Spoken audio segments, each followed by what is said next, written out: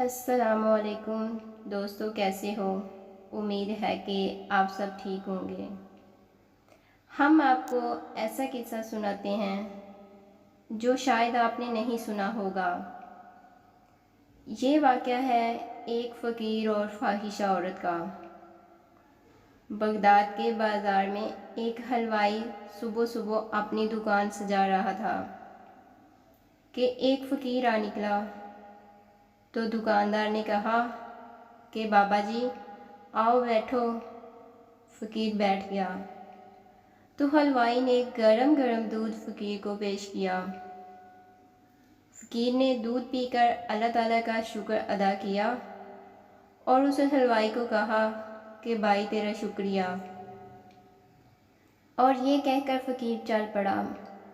بازار میں ایک فاحشہ عورت اپنے دوست کے ساتھ سیڑھیوں پر بیٹھ کر موسم کا لطف لے رہی تھی۔ ہلکی ہلکی بوندا باری ہو رہی تھی۔ بازار میں کیچڑ تھا۔ فقیر اپنی موج میں بازار سے گزر رہا تھا کہ فقیر کے چلنے سے ایک چھینٹا اڑا اور فاحشہ عورت کے لباس پر گر گیا۔ جب یہ منظر فاحشہ عورت کے دوست نے دیکھا تو اسے بہت غصہ آیا۔ وہ اٹھا اور فقیر کے منہ پر تھپڑ مارا اور کہا کہ فقیر بنے پھرتے ہو، چلنے پھرنے کی تمیز نہیں ہے۔ فقیر نے ہنس کر آسمان کی طرف دیکھا اور کہا مالک تو بھی بڑا بے نیاز ہے، کہیں سے دودھ پلواتا ہے اور کہیں سے تھپڑ مرواتا ہے۔ یہ کہہ کر فقیر آگے چل پڑا۔ فاحشہ عورت چھت پر جا رہی تھی تو اس کا پاؤں پھسلتا ہے اور زمین پر سر کے بل گرتی ہے۔ اس کو اتنی شدید چوٹ لگتی ہے کہ موقع پر ہی فوت ہو جاتی ہے۔ شور مچ گیا کہ فقیر نے آسمان کی طرف منہ کر کے بد دعا دی تھی، جس کی وجہ سے یہ قیمتی جان چلی گئی۔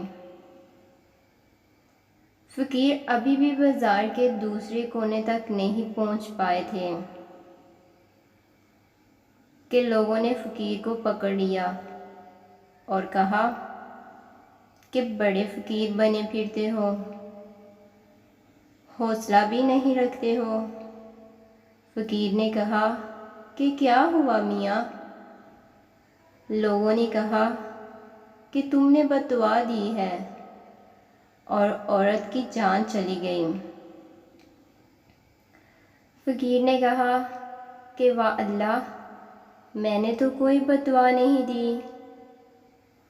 تو لوگوں نے ضد کی اور کہا کہ نہیں، تیری بد دعا کا کیا درا ہے۔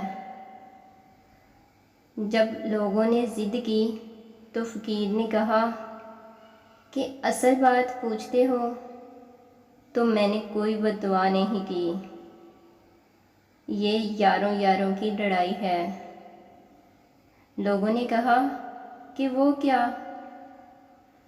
فقیر نے کہا کہ جب میں گزر رہا تھا اور میرے پاؤں سے چھینٹا اڑا اور اس عورت کے لباس پر پڑا تو اس کے یار کو غصہ آیا، اس نے مجھے مارا،